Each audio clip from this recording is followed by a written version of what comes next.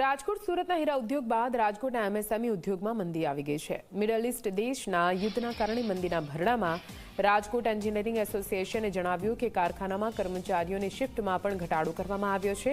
ભારત અને બાંગ્લાદેશ વચ્ચેના સંબંધો વણસતા ઉદ્યોગોનું નિકાસ અટક્યું છે. રાજકોટના એમએસએમઈ ઉદ્યોગોને કેન્દ્ર સરકારનું ડિફેન્સ સેક્ટર જ મંદીમાંથી બહાર લાવી શકે.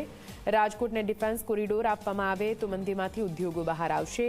ડિફેન્સ સેક્ટર સાથે જોડાયેલી કંપનીઓમાં રાજકોટના ઉદ્યોગકારો જોબ વર્ક પણ કરે તો પણ ફાયદો થશે તેવું કહેવું છે. आज का जो कार्यक्रम है उस कार्यक्रम में मुख्यतः हम राजकोट की जो small scale medium scale industry है उसके प्रमोशन के लिए आए हैं कि किस तरीके से उसको एक डिफेंस सेक्टर में इंटीग्रेट किया जा सकता है. जो अपॉर्चुनिटीज़ डिफेंस सेक्टर में हैं उन अपॉर्चुनिटीज़ को किस तरीके से जो एमएसएमई है राजकोट का वो उसका इस्तेमाल कर सकता है. डिफेंस सेक्टर आज की डेट में बहुत तेज़ी से बढ़ने वाला क्षेत्र है और दूसरा चीज़ ये है कि डिफेंस के क्षेत्र में जो टेक्नोलॉजी है वो एक लेटेस्ट टेक्नोलॉजी है जिसका इस्तेमाल ना केवल डिफेंस में बल्कि उसके आगे चल कर के बहुत सारे सिविलियन यूजेस भी होते हैं. तो जो एमएसएमई है उसके लिए ये एक अपॉर्चुनिटी है कि वो डिफेंस सेक्टर में आकर के और इसमें भारत सरकार का जो रक्षा क्षेत्र है उसमें अपना सहयोग प्रदान करे.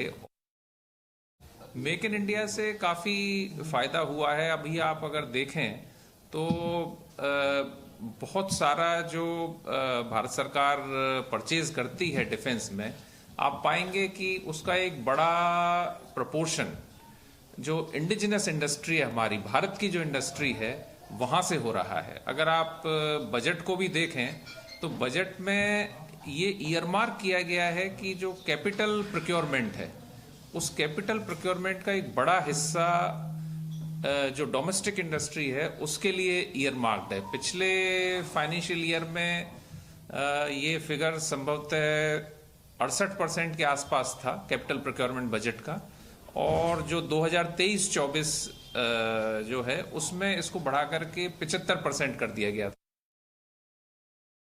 સુરતના હીરા ઉદ્યોગની અંદર વિશ્વની સૌથી વધારે મંદી છે તે જોવા મળી રહી છે અને કારખાનાઓને ખૂબ જ નુકસાન છે તે થઈ રહ્યું છે. ત્યારે રાજકોટના એમએસએમઈ ઉદ્યોગની અંદર પણ આ જ પ્રકારની પરિસ્થિતિ જોવા મળી રહી છે. મારી સાથે રાજકોટ એન્જિનિયરિંગ એસોસિએશનના પ્રમુખ નરેન્દ્રભાઈ પાચાણી છે, તેમની સાથે વાત કરીશું. નરેન્દ્રભાઈ, હીરા ઉદ્યોગની અંદર ખૂબ જ મંદી આવી છે, એમએસએમઈ ઉદ્યોગની શું પરિસ્થિતિ?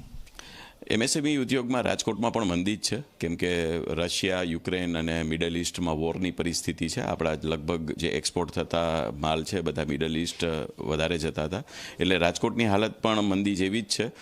2008માં જેવી રીતે મંદી છે એવી મંદી છે. એટલે સરકારે પણ આ બાબતે કંઈ થોડા પેકેજ ત્યારે એ ટાઈમે જે ગવર્મેન્ટ હતી એમણે ડિક્લેર કર્યા હતા. આ સરકારે પણ અત્યારે મંદીના માહોલને રહીને થોડા પેકેજો ડિક્લેર કરવા જોઈએ. ખાસ કરીને રાજકોટના જે એમએસએમઈ નાના જે ઉદ્યોગો છે એની અંદર અત્યારે કઈ રીતની પરિસ્થિતિ છે, કઈ રીતના ઉદ્યોગકારો આની સામે લડી રહ્યા છે મંદી સાથે?